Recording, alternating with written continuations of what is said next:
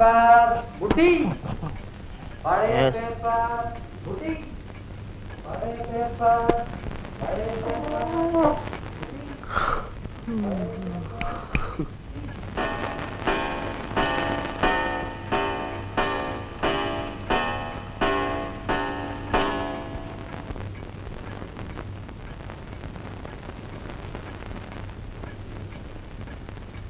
தேனி மாதிரி சுறுசுறுப்பா இருந்துட்டு இப்ப வேலை ஏதும் இல்லாம ஓட்டின்னு இருக்காரே, இவாதான் நம்ம ஹீரோ. பேரு எஸ் எக்யராம சுப்பிரமணியம், BABL. ஓட்டுறது எப்படிங்கறத பத்தி ஒரு புஸ்தகமே எழுதலாம் இவா. அந்த அளவுக்கு அனுபவம் அண்ணாவுக்கு.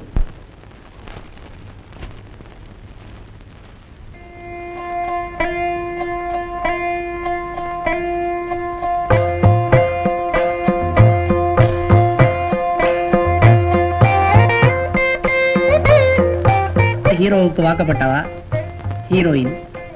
அண்ணாவை விட மன்னி வசதியானவா. இவா தயவுலதான் அவ காலட்சேபமே நடந்துட்டு இருக்கு. அவ பேரை தெரிஞ்சுக்க வேண்டாமோ? அவ பேரு கோகிலா. காப்பி குடுத்துட்டு உடனே போயிடணுமா? சத்தங்க வா, சட்னு வாடி.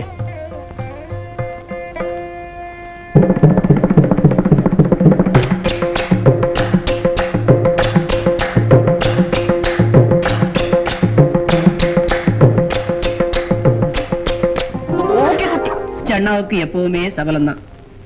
முதல்ல பார்த்ததுல இருந்து சபலம் தான். இவா ரெண்டு பேரும் எங்க சந்திச்சுட்டா தெரியுமோ? கச்சாலீஸ்வரர் அக்ரஹாரத்துல.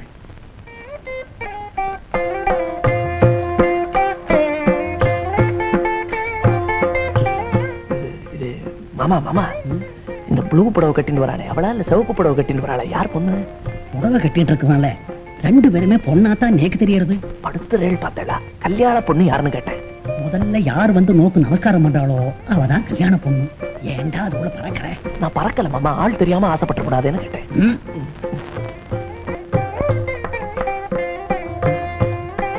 கோகிலா, மாப்பிள்ளைய நமஸ்காரம் பண்ணிக்கமா.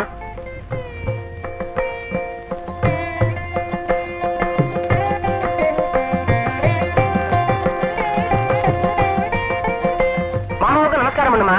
அவர்தான் மாப்பிள்ளைக்கு கார்டியன் மாதிரி. நன்னாயிரம்மா.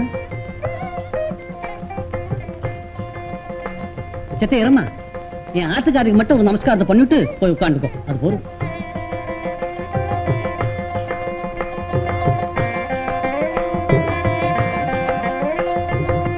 எல்லாம் சம்பிரதாயப்படி நடந்து கொடுத்து குழந்தை அப்படியே ஒரு பாட்டும் பாடிடுமா.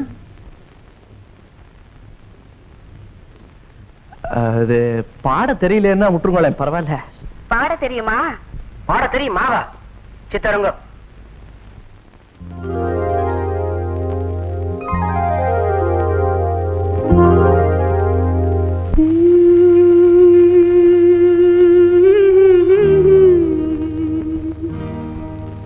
மாப்பிள்ளை பையன் பாட்டு பாடிச்சே இப்படி அனுசரிச்சுட்டு போறானே, நாளைக்கு கல்யாணத்துக்கு அப்புறம் தாசான தாசன் தானா? அவனை பத்தி நோக்கு தெரியாதா? வாசல்ல பிச்சை கேட்டு பாடுற பிச்சைக்காரன் கூடவே சேர்ந்து பாடுவா மணி. அதெல்லாம் இருக்கட்டும். பொண்ணு உங்களுக்கு பிடிச்சிருக்கா? கல்யாண சம்பந்தமா என்ன சொல்ற? நேக்கு சம்மதம் தான். நீ என்னடா சொல்ற? அது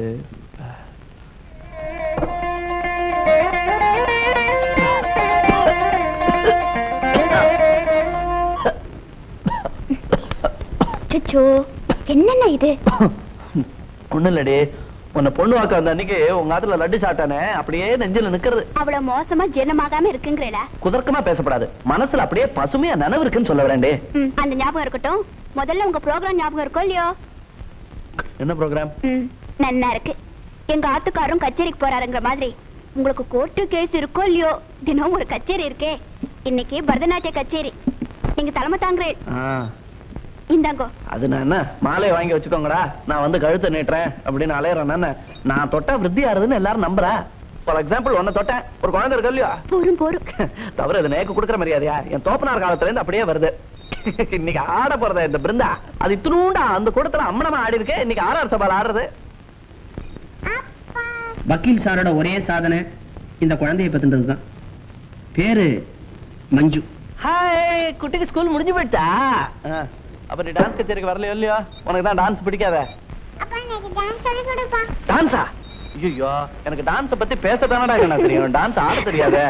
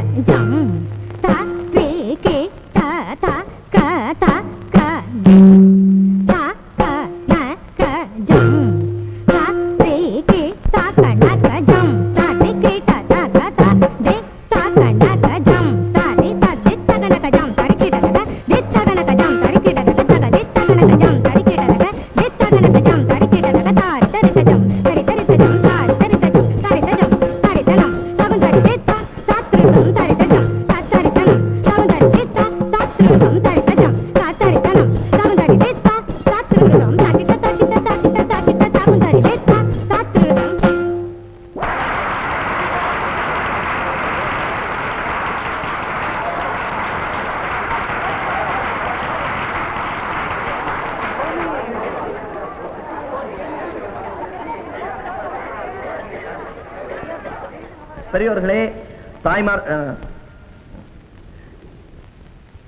பெரியோர்களே, அவ்வளவுதானே சார்? என்ன மாலை? மாலையா? நான் மாலையை போட்டுனா லேஸ்ல கழட்டுறதில்ல, நீங்க போ. பெரியோர்களே, தாய்மார்களே, இந்த பிருந்தா சகோதரிகள் நாட்டிய அரங்கேற்றத்தில் பங்கெடுத்துக்கிறதுக்கு எனக்கு ஒரு வாய்ப்பு கொடுத்தமைக்காக நன்றி. இந்த பரதக்கலைக்கு வித்து இட்டவரே ஒரு ஆம்பளை தான். ஆனா இது அதிகமா பெண்கள் தான் ஆடுறாங்க. அதுக்கும் காரணம் இருக்கு. ஏன்னா அந்த பரத முனிவரையே ஆட்டி படைச்சுக்கிட்டு இருந்த அவருடைய மனைவி ஒரு பெண்மணி. அம்மா டியூனுக்கு அண்ணா ஆடி இருக்காருன்னு நினைக்கிறேன். ஆக தாம் பெற்ற இன்பம் இந்த வையகம் பெறட்டுமேனு எல்லாருக்கும் பரதக்கலையை கத்துக் கொடுத்திருக்கார். இந்த இடத்துல சிரிக்கணுமே. வா, உன்னை விட கனமா ஒரு பொட்டி, என்ன படிப்போ? என்ன தேடி ஏதாவது கட்சிக்காரன் வந்தானாடி கேசுன்னு? என்னைக்கு வந்தா இன்னைக்கு வரதுக்கு என்ன பண்றது? உன் ராசி நோக்கு வாக்கப்பட்டதுல இருந்து எனக்கு ஒரு இழவையும் காணும். என்ன பேசுறேன்னு புரிஞ்சுதான் பேசுறேடா? தெரியும்டி, சும்மா குத்தி காட்டாத. உங்க ஆத்து தயவுல தான் என் காலட்சேபம் நடக்கிறது எனக்கு தெரியும். ஆனா இப்படியே போயிடாது, நேக்கும் காலம் வரும். ஏன் இப்படி குழந்தை முன்னாடி அஸ்ட் பெஸ்ட்னு பேசுறேன்? கேஸ் வருமா கேஸ் வருமானு காத்துட்டு இருக்கிறது காட்டலும் ஏதோ ஒரு வக்கீல் கிட்ட ஜூனியரை சேர்ந்துலாமே. என் வண்டி சேர்த்துப்பான், எவன் சேர்த்துப்பான்? அவனுக்கு பொறாம. நான் வந்துட்டு ஜூனியரா சேர்ந்த உடனே கட்சிக்காரெல்லாம் என்ன சுத்திட்டு அழிவான். அப்புறம் இவனுங்க எல்லாம் வாலூட்டி வளர்த்த கிளின்னு பாட வேண்டி வந்துருவேன். ஒரு கேஸ் வரட்டும், அப்புறம் பாரு இந்த எக்கெட்.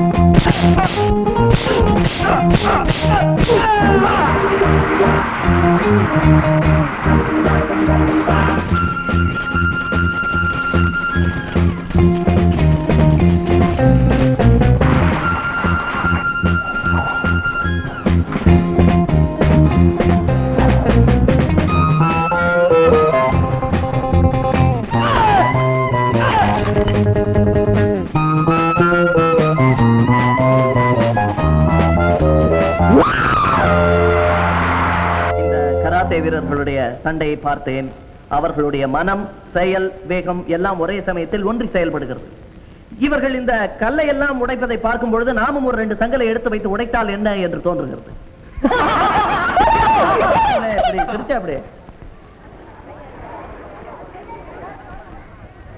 ஏன் சார், ஏதோ ஆசைப்பட்டு உடைக்கிறேன்னு சொன்னதுக்கா இப்படியா? இது நல்ல செங்கலா இருக்கே, இதெல்லாம் வச்சு வீடு கட்டலாம். இதை போய் உடைச்சுண்டு உடைங்க சார். தெரியாதனமா ஆசைப்பட்டுட்டேன். சரி, இதை நான் உடைக்க முயற்சி பண்றேன். அந்த முயற்சியில எனக்கு ஏதாவது ஆயிடுச்சுன்னா என்னோட அட்ரஸ் இடதுகை பின் பாக்கெட்ல இருக்கு, என்ன கொண்டு போய் வீட்டுல சேர்த்துருக்கோம். இப்ப இதை உடைக்கணும், அவ்வளவுதானே? கையால உடைக்கணும். சாப்பிடுற கை சார். இதுக்கு 2 கல்லா இருக்கே, பரவாயில்ல உடைங்க.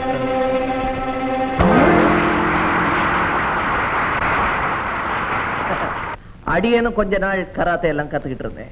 கல்யாணத்துக்கு அப்புறம் பொண்டாட்டிக்கிட்டே இருந்து என்ன காப்பாத்திக்கலாமேங்கிற ஒரு தற்காப்பு எண்ணத்துல. ஆனா அதுக்கப்புறம் அதை நிறுத்த வேண்டியதா போச்சு. ஏன்னா அவ என்ன விட நல்லா சண்டை போடுறா, கத்தி சண்டை போடுறா.